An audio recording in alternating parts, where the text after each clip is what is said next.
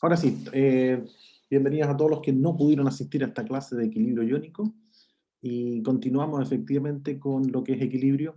Ahora este es un equilibrio, es un tipo de equilibrio, equilibrio iónico, es otro de los equilibrios químicos y que es muy útil porque es aquel equilibrio en donde se caracteriza porque aparecen especies químicas en solución acuosa, por ejemplo, especies de cristales, más o menos esa es como la idea de lo que ustedes están observando ahí. Y esos cristales aparecen porque en solución se forman lo que se conocen como estas especies químicas de iones. Hay una formación de iones. Lo que aparece ahora, estas especies químicas no tienen cualquier nombre, sino que producen iones en solución acuosa. Veamos si aparece algo un poquito más abajo. Aquí tenemos más bien una visión panorámica de los tipos de equilibrio que vamos a ver, pero hoy día solamente vamos a ver uno de estos cuatro que está acá, porque es bastante. Por el lado de aquí tenemos a lo que es las relaciones ácido-base. Esta es una reacción de titulación de ácido-base. Aquí aparecen constantes.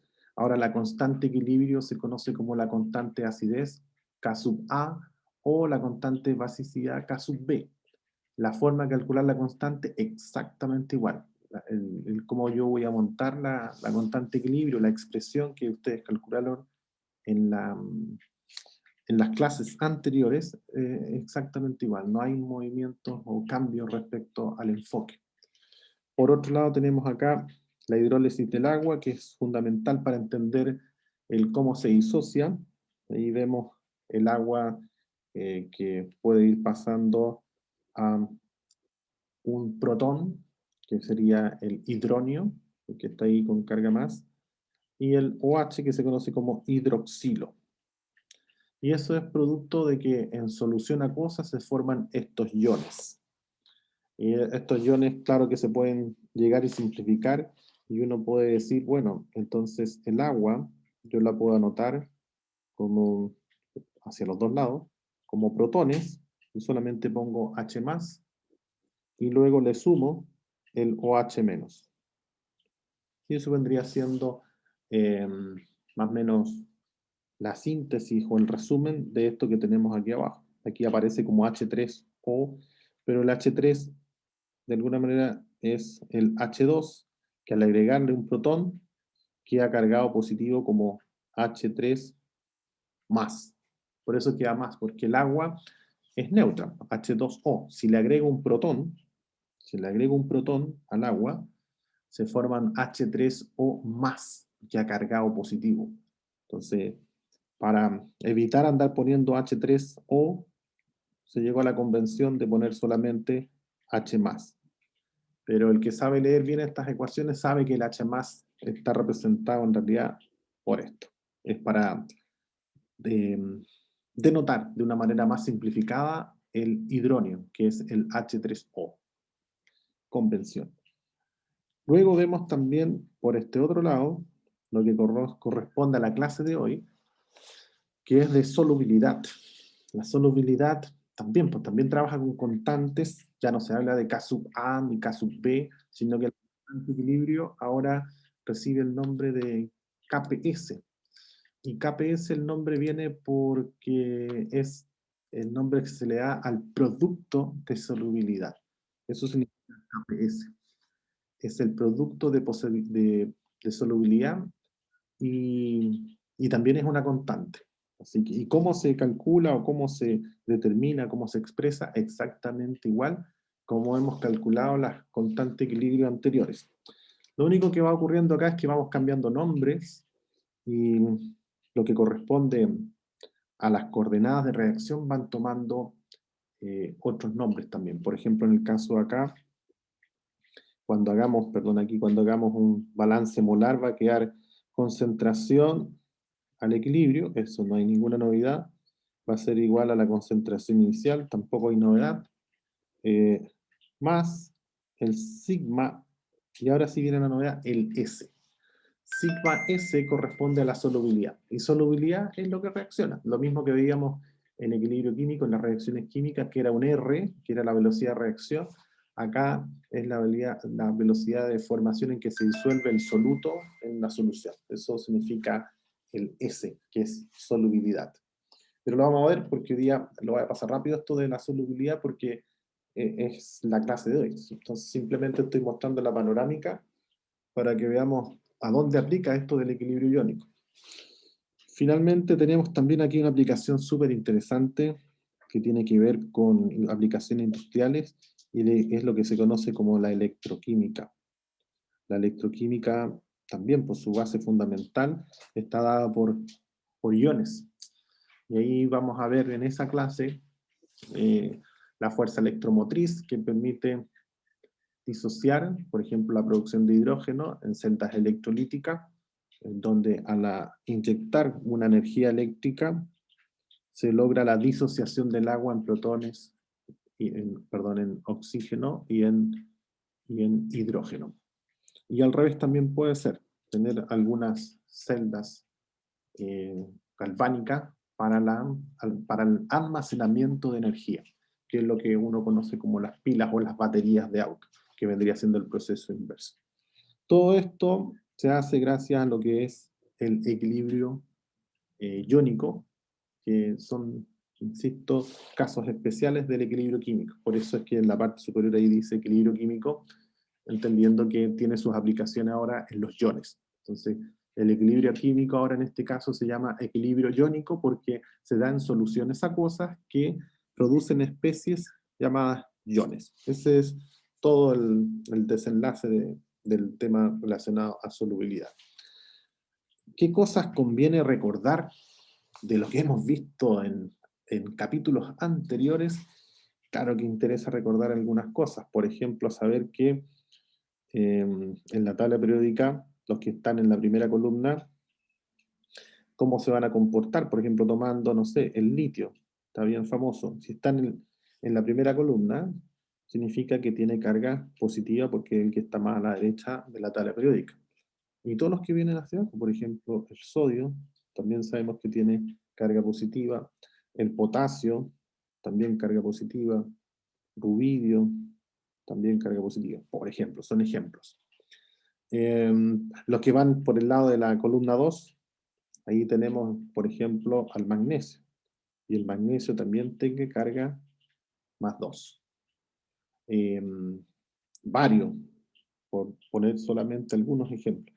Ustedes pueden tener ahí su tabla periódica y pueden ir comprobando los tipos de iones que se podrían formar solamente mirando la tabla periódica. También tenemos unos famosos por ahí, por ejemplo, de los que van por el otro lado, el oxígeno con carga menos 2, el azufre con carga menos 2. Entonces, esto es bueno recordarlo porque nos va a servir para poder hacer la disociación de las reacciones. Entonces, ustedes van a partir con ecuaciones, por ejemplo esta que está ahí, no sé si alcanzan a ver, pero dice ahí AgCl. Entonces ustedes deberían ser capaces de decir, bueno, el AgCl se puede disociar en Ag más Cl.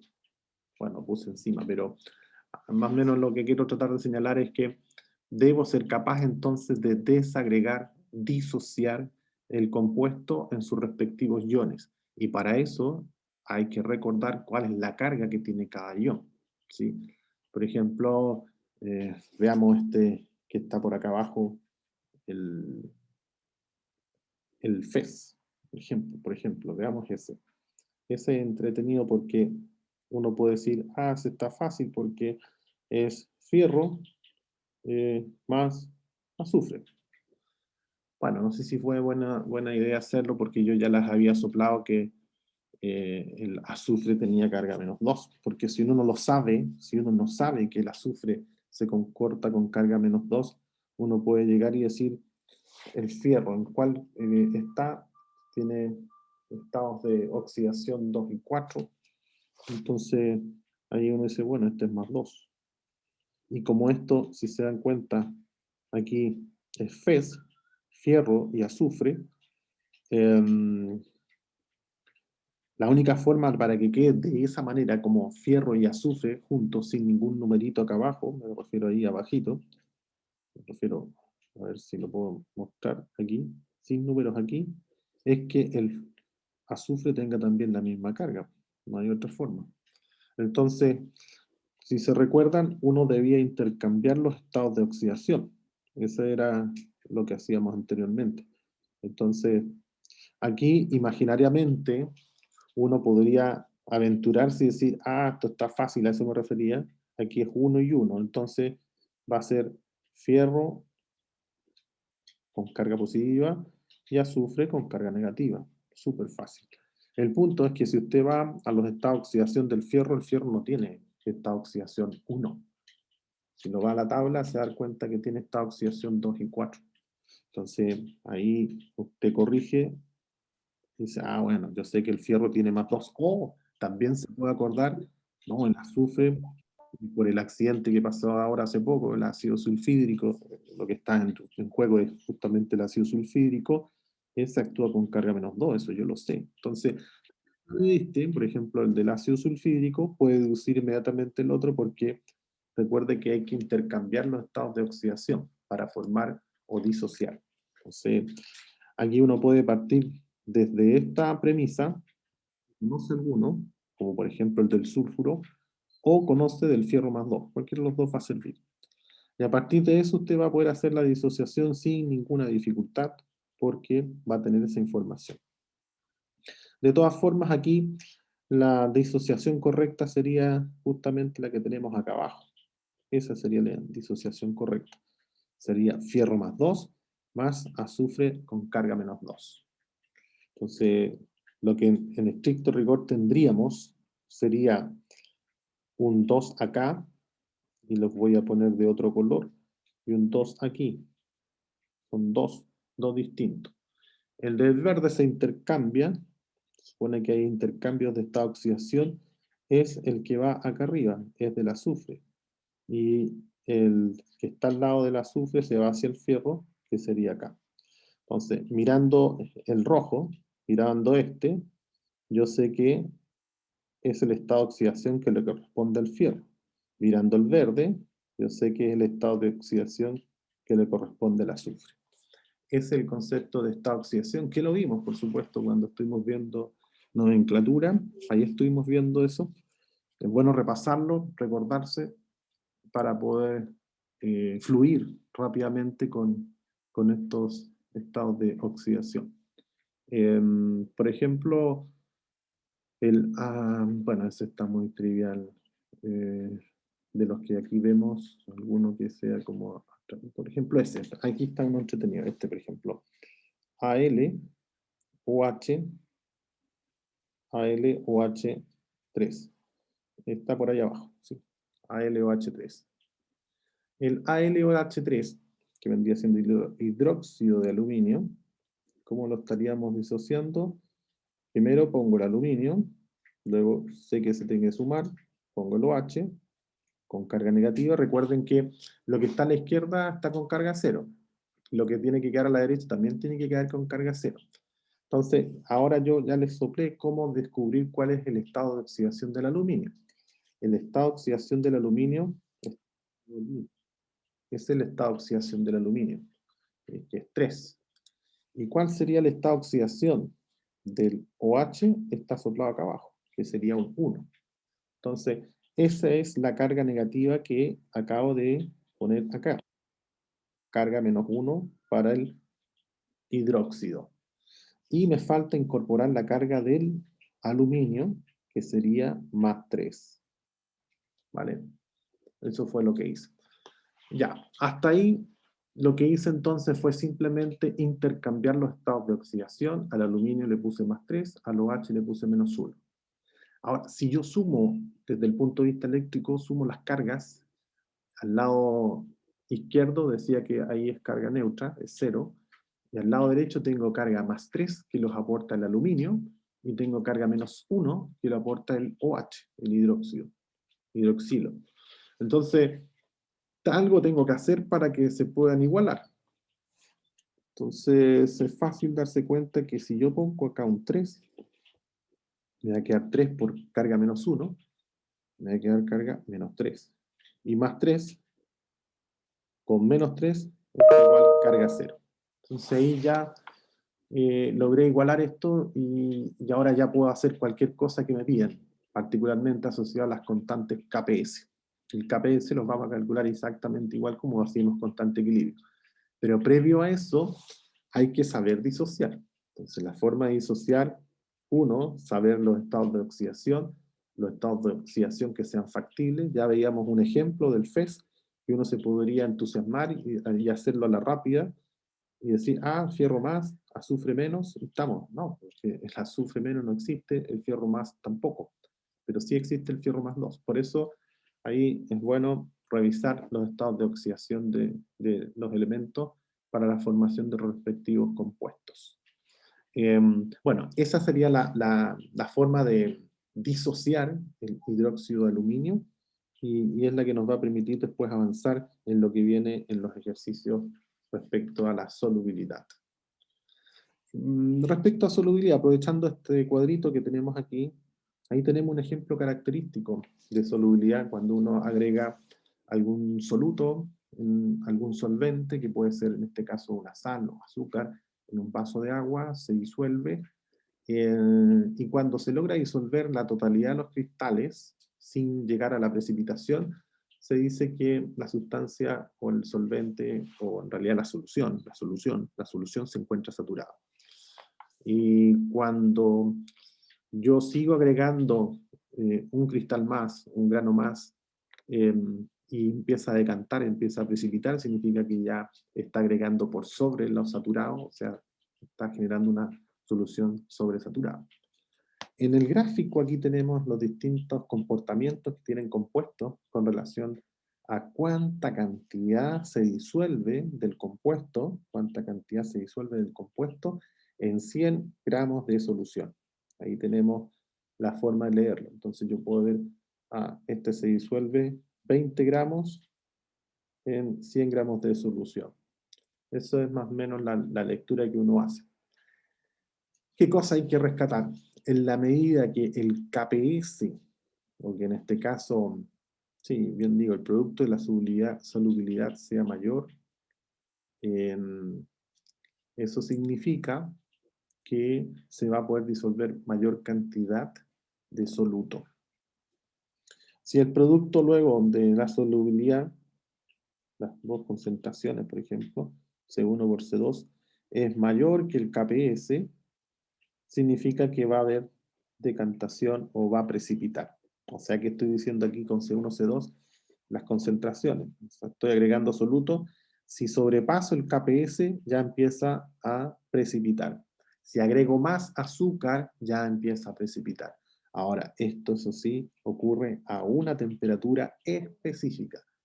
Así que no es ninguna magia darse cuenta que cuando la solución está caliente, uno logra disolver mayor cantidad de cristales, pero una vez que se disminuye la temperatura, esos cristales nuevamente vuelven a precipitar.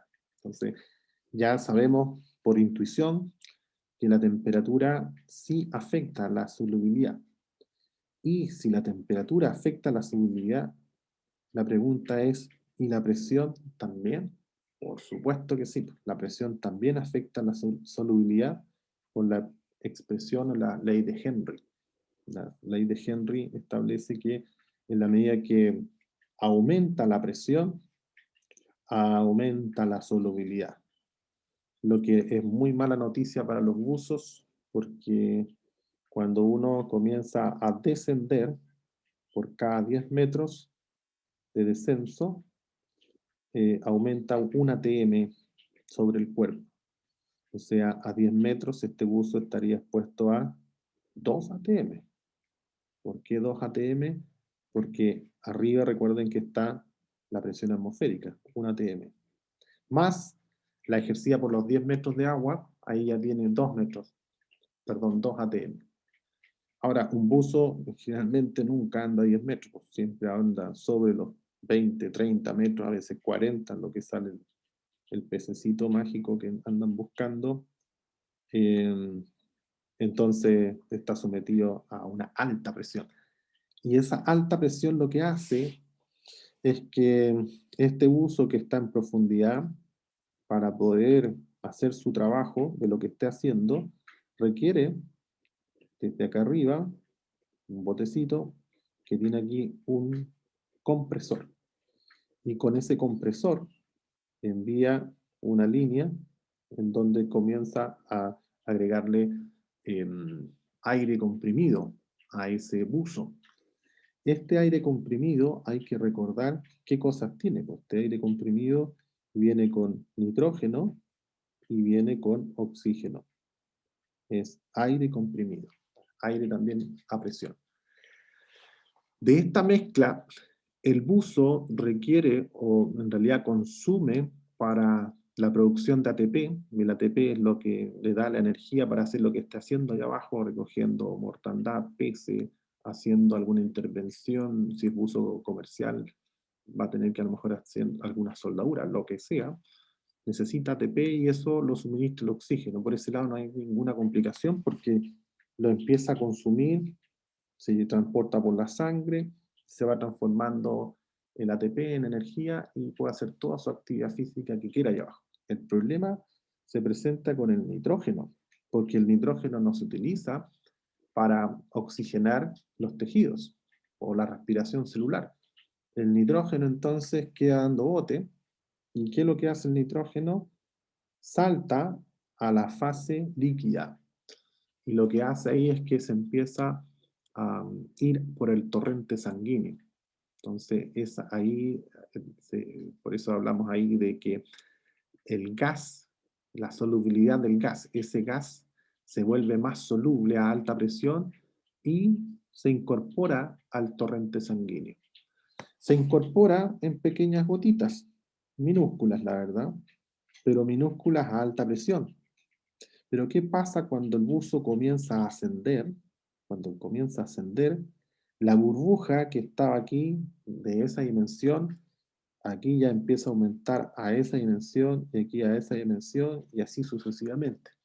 Y ahí se produce un grave problema porque comienza a acumularse en burbujas en la sangre, burbujas en los tejidos, principalmente en las extremidades, y empieza a generar problemas musculoesqueléticos, en algunos casos incluso hasta problemas cerebrales, porque la burbuja a veces pasa por el torrente sanguíneo, se va por donde no tiene que ir y a veces puede llegar incluso al cerebro. Entonces, todo eso se puede evitar en la medida que el buzo puede hacer una parada de seguridad, evitando que esta burbuja aumente tamaño, logre su estabilidad y luego comience a ascender. Cuando eso no ocurre, bueno, lo único que queda es meter a este hombrecito a una cámara hiperbárica para lograr el mismo efecto que hacemos aquí en el mar, bueno, donde esté haciendo la actividad.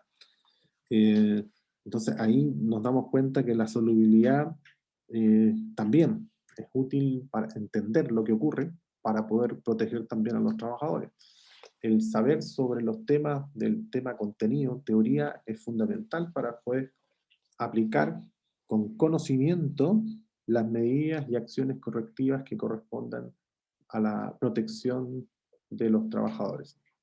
O sea, aquí no solamente interesa la información, sino que también interesa la formación de las personas que trabajan en estas áreas para evitar que ocurra lo que acabamos de comentar. O que ocurra lo que pasó hace muy poquito con la intoxicación del sulfidrato de sodio, que dentro de sus componentes es una fuente de ácido sulfídrico. Y el ácido sulfídrico es un gas tóxico que también hace las suyas porque ingresa al torrente sanguíneo. Y en el torrente sanguíneo forma la sulfometa-hemoglobina. No sé si recuerdan ustedes, seguramente lo vieron en pregrado. El monóxido tiene más afinidad con la hemoglobina y forma la carboxihemoglobina y ahí uno se intoxica con monóxido.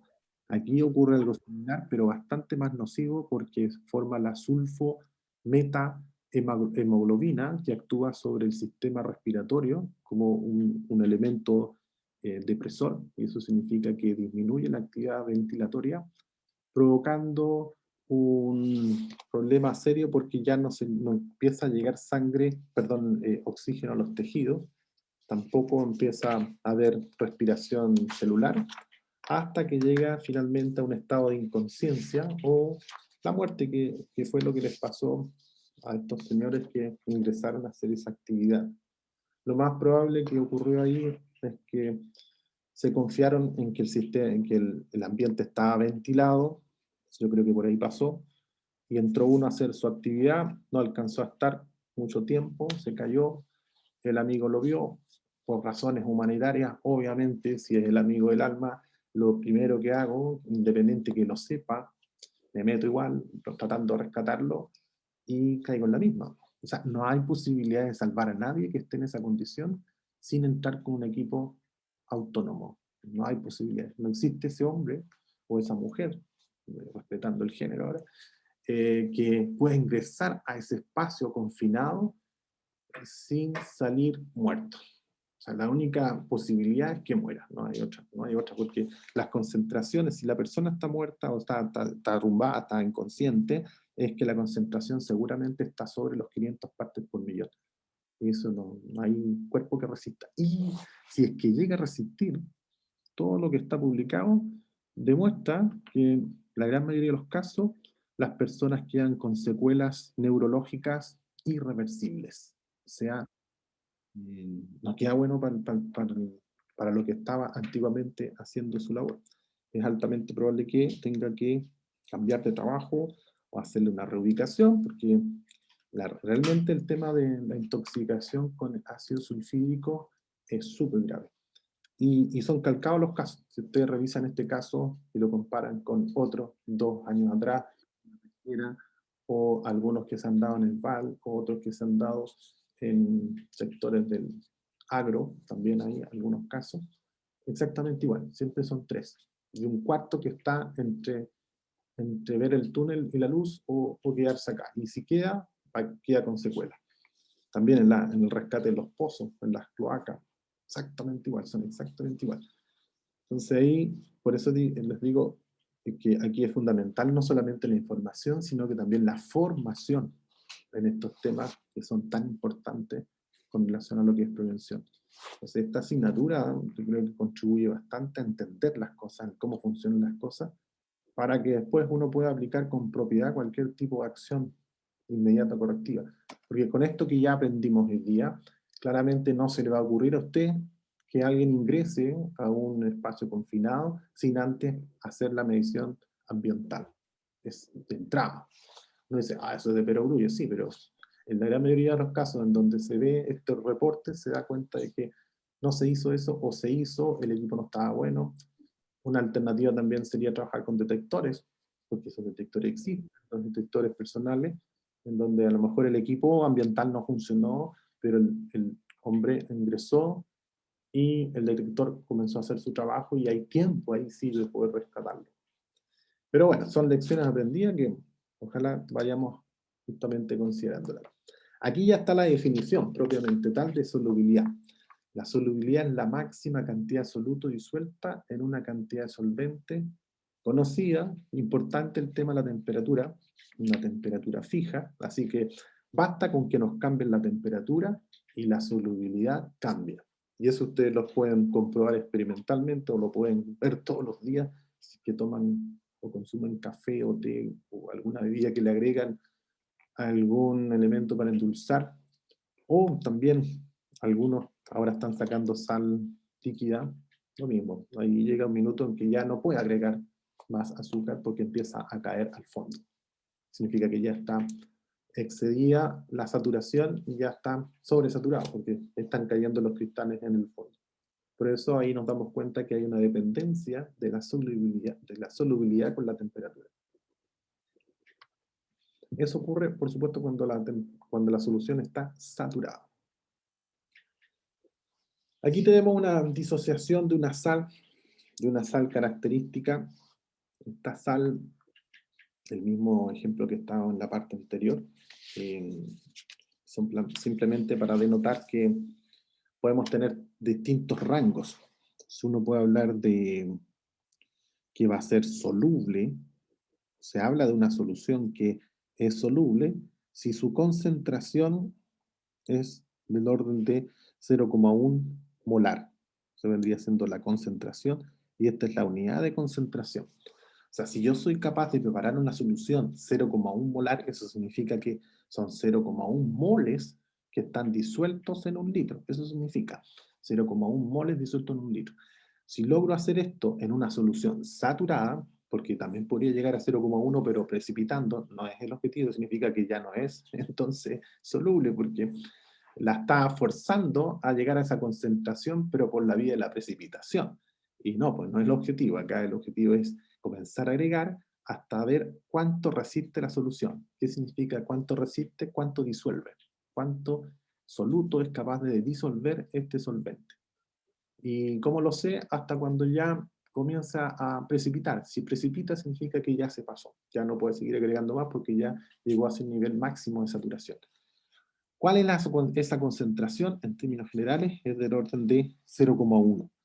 Pero también hay algunas que son poco solubles. Poco solubles. Y poco soluble se va a entender que va entre 0,0,1 y 0,1. Ese vendría siendo el rango. Y eso se entiende que es poco soluble.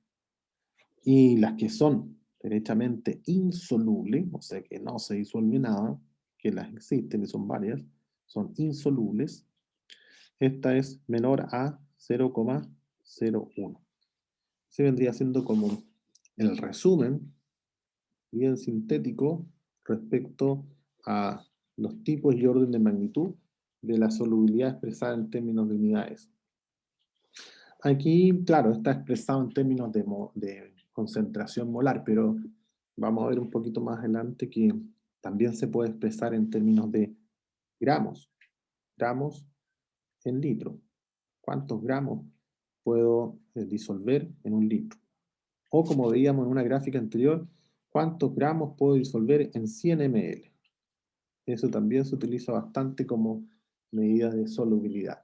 Entonces aquí ya vemos que la solubilidad, podemos hablar de una solubilidad de orden molar, porque está en moles al litro, y hay otra solubilidad que habla en términos másicos, porque habla de eh, gramos por litro, gramos al litro. Pero las dos son solubilidad, las dos son medidas, unidades de concentración de solubilidad que me permiten orientarme respecto a si el sistema es o no soluble. La buena noticia es que hay ciertas reglas, ciertas tablitas que nos van a ayudar a predecir qué ocurre cuando hago la disociación. Aquí es ambos acuosos, significa acuoso, significa que ambos se disuelven en sistema acuoso y que claro, va a llegar un límite.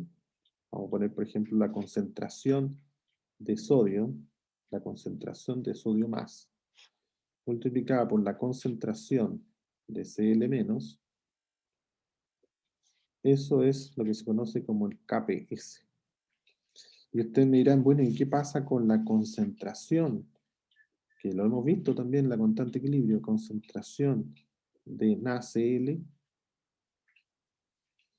¿Qué ocurre con ella? Lo mismo que vimos en la constante de equilibrio, se absorbe por la propiedad de absorción de la constante de equilibrio. ¿Por qué? Porque es sólido.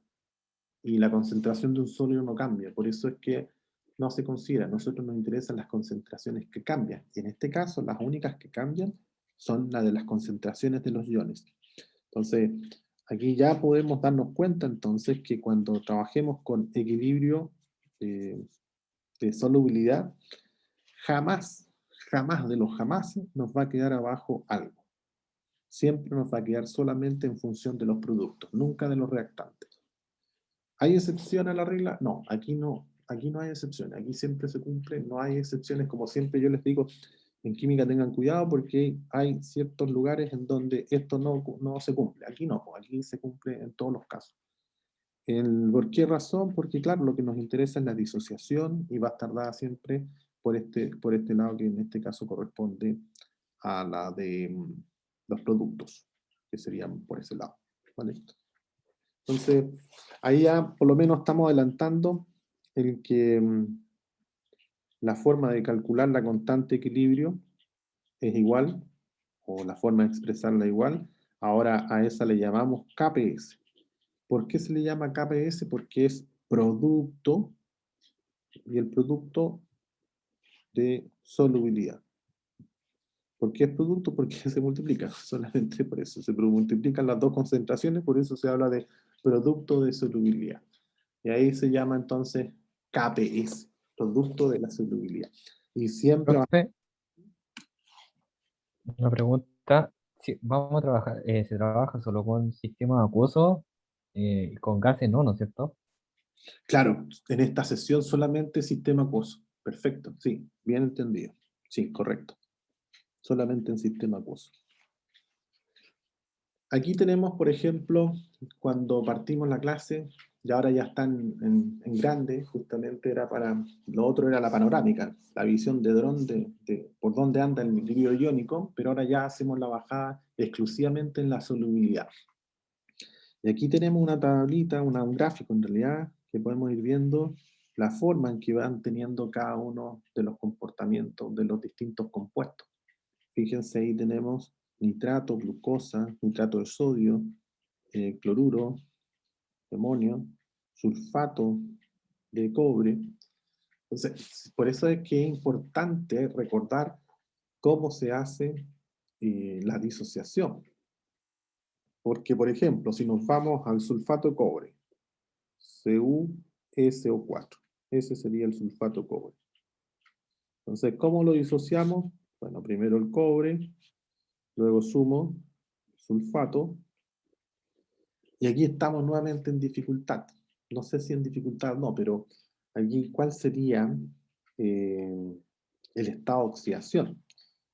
¿Cuál sería el estado de oxidación? Porque aquí, si uno me fuerza a hacerlo a la rápida, uno puede decir, aventurarse y decir, bueno, está fácil este, porque aquí va uno, ahí va uno, entonces lo intercambio, entonces digo el cobre más uno, y el sulfato sería menos uno. Entonces nos quedaría una cosa así.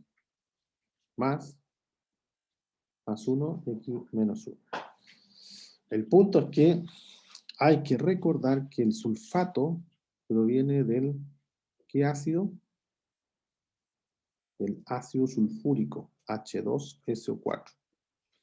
Entonces, el ácido sulfúrico, cuando le saco los protones, esto me va a quedar como H más, ya decíamos que eran los hidronios, más sulfato. Si le saco 1, me queda me queda HSO4 menos. Si le saco los dos protones, me queda con carga menos 2, y aquí con más 2. ¿De dónde viene el concepto que le saco los protones? De acá. Tengo dos protones. Si le saco un protón, me queda como HSO4 con carga negativa. Si le saco el otro protón, me va a quedar como SO4 con carga 2 veces negativa, ¿sí? Con carga menos 2. Entonces, ahora que ya sé eso, entonces el sulfato tiene carga menos 2. Si este tiene carga menos 2, entonces este necesariamente tiene que estar con carga más 2 para que quede de esta manera. Lo que aquí está ocurriendo es que aquí tengo un Q2 y también un 2. Claro, el primero es el estado de oxidación. Este sería el estado de oxidación del cobre. Y el otro sería este, sería el estado de oxidación del sulfato. En este caso coinciden que son iguales. Por eso es importante recordar entonces el cómo hacer la disociación para poder después hacer rápidamente el KPS. Entonces, el KPS en el caso de arriba va a ser KPS, concentración del cobre, más 2, multiplicado por la concentración del sulfato. Ahí ya no me cabe ya, pero eso sería, concentración del sulfato. Quizás lo debería haber hecho un poquito más allá, para que quedara mejor escrito, lo voy a hacer acá arriba.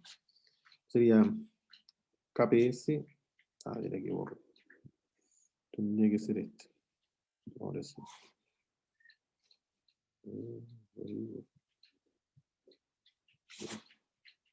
KPS, ahora sí. KPS es igual a la concentración del cobre más 2, eso es, cobre más 2, multiplicado por la concentración del sulfato. Fíjense que están puestos con carga. Y ahí sería. Ahí está. Ahí tendríamos entonces el KPS. ¿Y por qué no lo dividimos por sulfato de cobre? Porque el sulfato de cobre está en solución acuosa y es también una constante, y lo que nos interesa a nosotros es cuáles son las concentraciones que varían. Y lo que varía aquí son las concentraciones de los iones.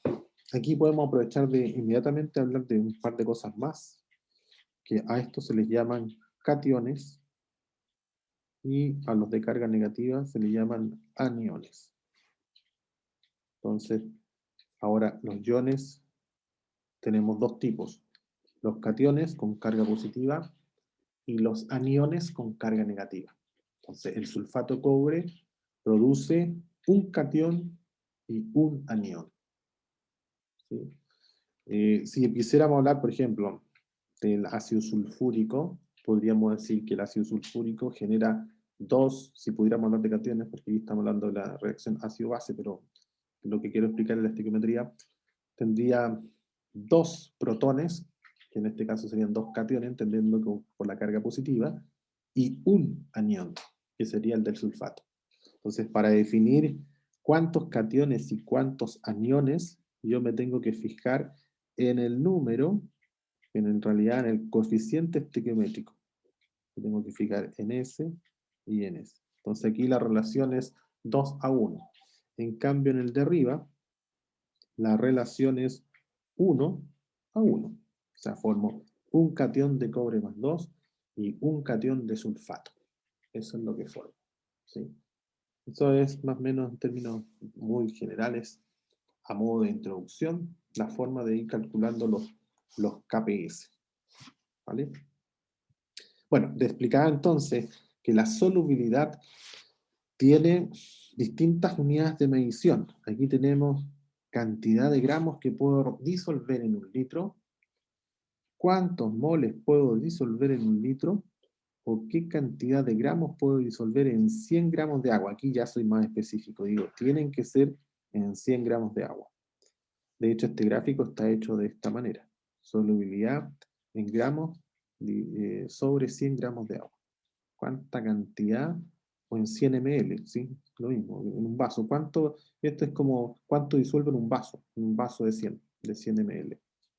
Y eso es lo que me estaría dando la solubilidad de ese soluto que estoy disolviendo en esos 100 ml de agua. Ahí. Aquí tenemos, para ir entendiendo el cómo se hacen las disociaciones, hay que también comentar la forma en que se desarrollan, y es lo que se conoce como las reacciones de doble desplazamiento. Esto viene a complementar lo que nosotros ya vimos en algunas clases de estequiometría y que están relacionadas con la forma en que se desarrollan estas reacciones.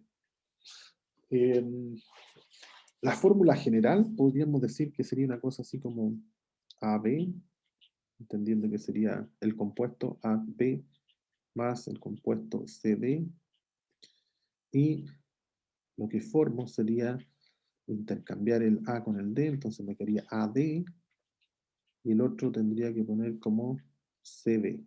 CB. No sé si se dieron cuenta cuál fue el enroque. El A se unió con el D para formar el AD. Y luego el B, perdón, el C, ahí me equivoqué. Luego el C con el B, lo que quedó entre estos dos. El C con el B. Estoy en modo borrar. Ahí está. AB. Sí. Ahí sí. Ahora sí. Decía entonces que el primero con el segundo, que en este caso sería el A con el D, forman el AD. Y los que quedaron sueltos, que sería el B con el C, forma el CD. Ese es el desplazamiento. Son reacciones de desplazamiento. La primera que vemos, por ejemplo, una reacción típica de neutralización de ácido y una base, podría ser el dióxido de carbono, CO2, más una base, el hidróxido de sodio, NaOH, y esto podría formar, y aquí hacemos el enroque, entonces el sodio queda ahí fijo, va el carbonato, y forma respectivo agua, sodio, ahí para que quede, claro, ahí va a quedar relativamente, falta un 2 acá entonces, ahí sí. Lo otro es un óxido metálico. El óxido metálico podría ser el óxido de cobre, más un ácido nítrico, puede ser ácido nítrico, y eso forma, y aquí nuevamente aplicamos el principio, el cobre lo mantengo, el nitrato lo cambio hacia acá, intercambio las valencias, el estado de oxidación, perdón, aquí recuerden el QO, óxido de cobre, no sé si recuerdan, pero el estado de oxidación del oxígeno, ¿cuánto era? -2, ¿sí? Entonces, si ese yo me lo sé, entonces si el oxígeno sé que es carga -2, ¿con cuánto debería estar actuando el cobre? Con 2, porque si no, no tendría esta configuración 1-1. Tendría, por ejemplo, un 2 por acá, Q2O, sería otra cosa. En este caso, cuadra perfecto, así que sabemos que se trata de el cobre que actúa con 2. Entonces, intercambio, el ácido nítrico es HNO3. Entonces, H, lo voy a anotar acá, HNO3. Si le saco un protón, me queda cargado con NO3 menos, carga negativa. Y por otro lado, sé que el cobre es cobre más 2. Cobre más 2. Entonces, al intercambiar los estados de oxidación, aquí me quedaría el 2, en el caso del cobre. Y debería agregarle entonces el que sigue, que sería agua. En el caso de la formación de un gas, ahí tenemos, se forma del, por ejemplo, ácido clorhídrico más el que está de moda, el sulfuro, pasando a ZN, sería el zinc cloruro de zinc, más el ácido sulfídrico, el que estuvimos hablando recién. Y este, por supuesto, es gaseoso. Entonces, en cada uno de estos hay una reacción que está involucrada, por ejemplo, en este caso, la formación de gas. Entonces, parte 2 en estado acuoso, se forma un gas. Y la última, que es la que nos vamos a ocupar en esta clase, corresponde a las reacciones de formación de precipitado. Y la formación de precipitado, por ejemplo, puede ser, creo que no estoy seguro si hay un ejemplo acá. Creo que sí, no estoy seguro.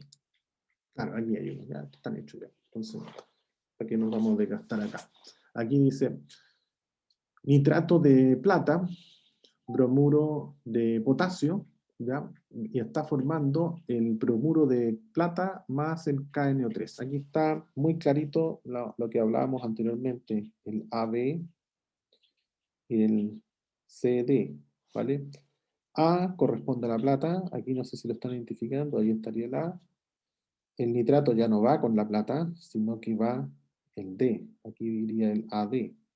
El K, ahí iría el C, y se combina con el nitrato que sería el B. ¿Ve? A eso se refiere con doble sustitución.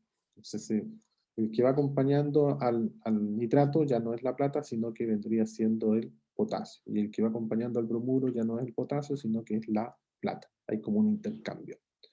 Ahora, ¿qué nos interesa de toda esta reacción? La precipitación, porque el título dice ahí precipitación. Entonces, acá, cuando yo combino nitrato de plata con bromuro de potasio, yo sé, a través de esto, que va a precipitar. ¿Y qué es lo que va a precipitar? El bromuro de plata. ¿Y cómo lo sé? A través de ciertas reglas de solubilidad,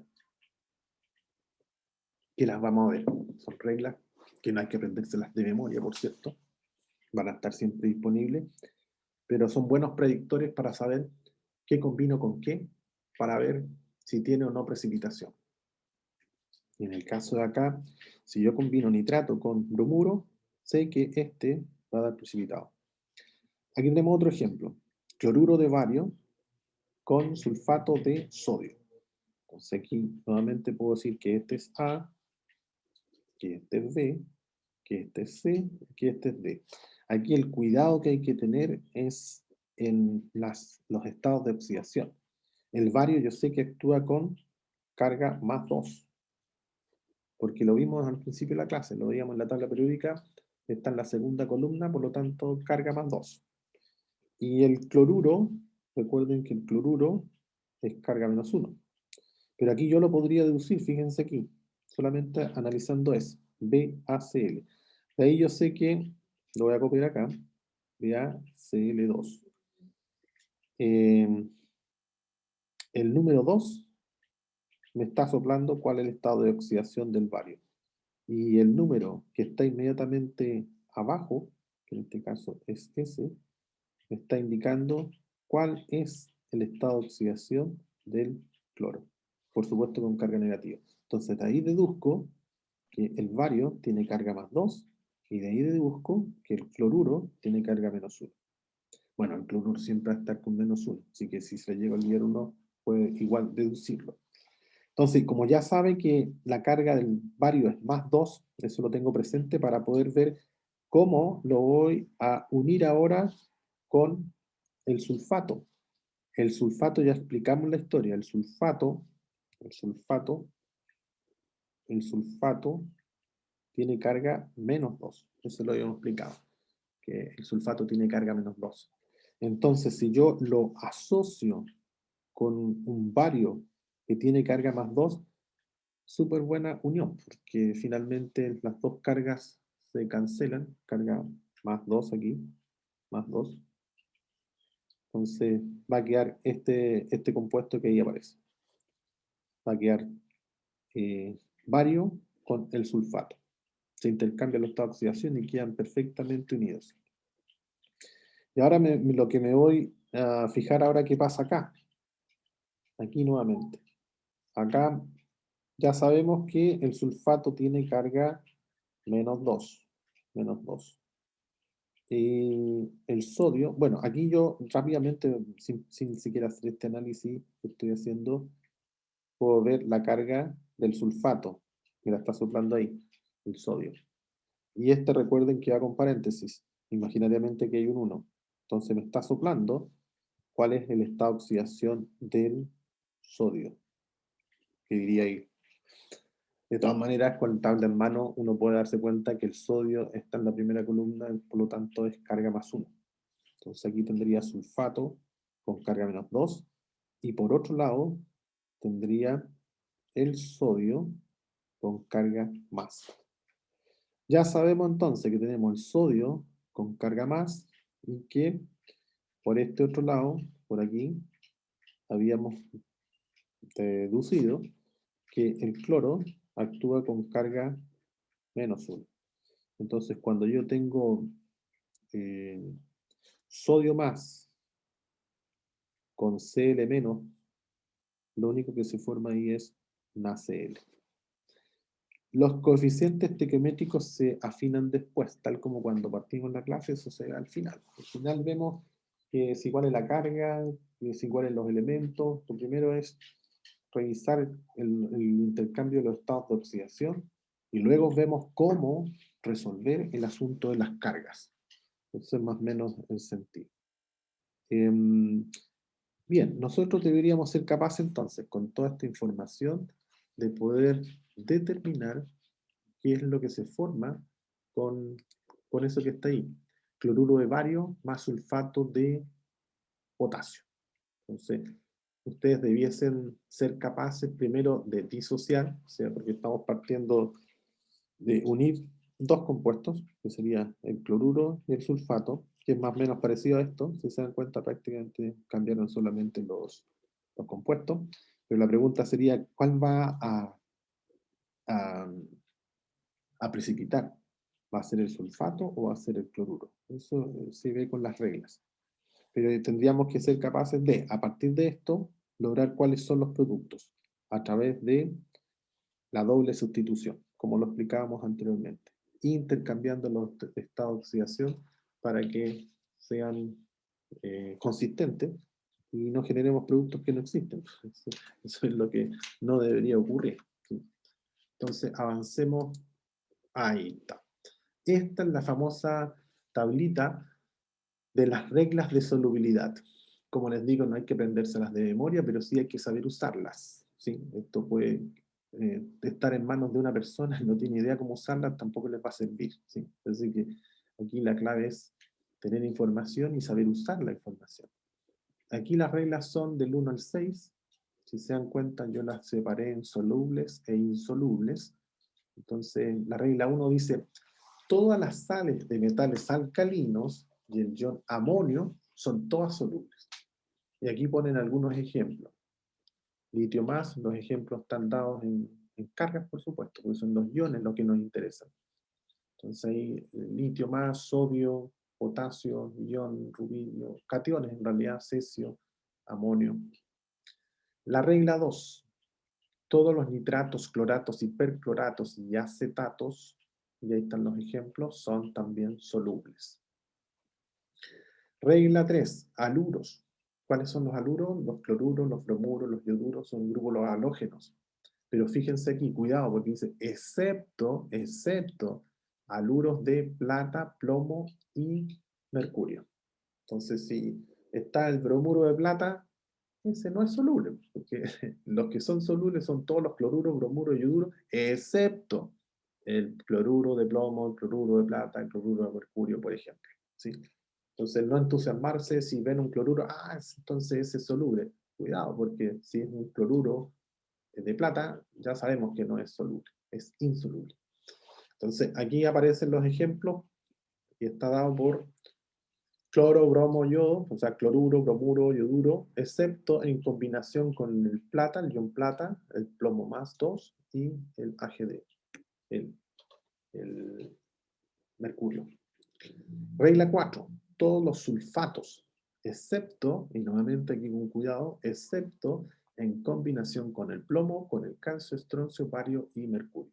De ahí lo mismo al lado, pero ya está escrito con los símbolos. Sulfato, excepto en combinación con plomo más, calcio, estroncio, entre otros.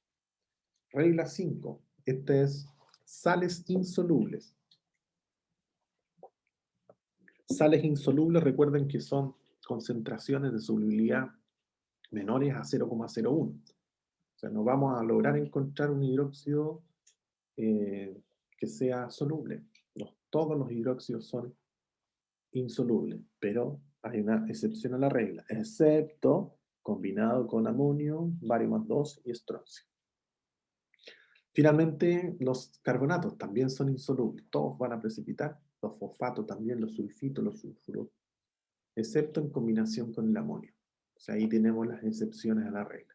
Ahora, ¿cómo uso las reglas? Aquí vienen justamente las reglas de cómo usar esta regla. Se usan conforme al número en que están. Vale decir, si llegamos en algún minuto a entrar en conflicto, ¿qué significa entrar en conflicto? Que, por ejemplo, la regla 3 nos diga que es soluble y la regla 5 nos diga que es insoluble. Entonces digo, bueno, ¿con cuál me quedo? Si por un lado, por un camino llego a que es soluble y por otro camino me está diciendo que es soluble. O sea, no puede ser que por un camino llega a que es soluble y por otro llega a que es insoluble. Aquí uno tiene que tomar conforme a la regla que tiene el menor número. Esa es la que manda. Entonces la regla 1 está por sobre la 2, la 3 y la 4. Así estoy con la 4 y estoy en conflicto con la sexta, queda la 4. Eso es lo que va prevaleciendo. ¿Sí? Esa es la forma de ocupar la tabla cuando hay conflictos. Si no hay conflicto, es más rápida, uno llega y la utiliza sin ninguna dificultad. Ahora, ¿dónde se ocupa la tabla? Se ocupa con los productos, porque se supone que si nos vamos hacia atrás, yo ya sé que lo que tengo acá, tengo nitrato y tengo bromuro de potasio. Entonces quiero saber cuál de estos dos precipita. Entonces, bromuro de plata. Voy a buscarlo. Bromuro. Entonces aquí dice, todas las sales alcalinas no me sirven, porque no hay bromuro. Aquí están los bromuros. Todos los haluros, cloruros, bromuros son solubles. Perfecto, bromuros. Súper bien. Pero este es bromuro de plata. Entonces, claro, me está diciendo que son solubles, pero aquí hay una excepción. Dice que el bromuro de plata es insoluble. Entonces, ¿yo qué tendría que hacer en la ecuación? Ponerle un S, que significa que precipita. Y por eso me queda con S, precipita. Veamos el nitrato. Nitrato de potasio. Nitrato de potasio. El nitrato de potasio, ese está en los nitratos. No sé dónde están, me parece lo visto por acá. El bromuro. Nitratos. Regla 2. Todos los nitratos son solubles y no tiene excepciones. Si se dan cuenta, no hay excepciones a la regla. Entonces ya sé que el nitrato, de lo que sea, va a ser soluble. Así que ahí me voy acá y le pongo acuoso porque se va a disolver. ¿Sí? Para eso sirven entonces las reglas. Las reglas se ocupan acá, en los productos. Aquí no hay nada que hacer. Aquí ya vienen dados seguramente. Que es, por ejemplo, acá. Están diciendo cloruro de bario y sulfato de potasio. Entonces la idea es que primero ustedes hagan la predicción de la reacción y luego definan cuál de los dos productos, no estos, porque estos son los reactantes, es el que precipita. Eso es más o menos lo que hay que hacer. Pero siempre mirando estas reglas de solubilidad. ¿Ok? Bien, vamos a quedar hasta acá. Y vamos a volver unos 20 minutos más aproximadamente para poder resolver ese ejercicio. ¿Ok? Nos vemos más ratito. Que estén muy bien. Nos vemos, profesor.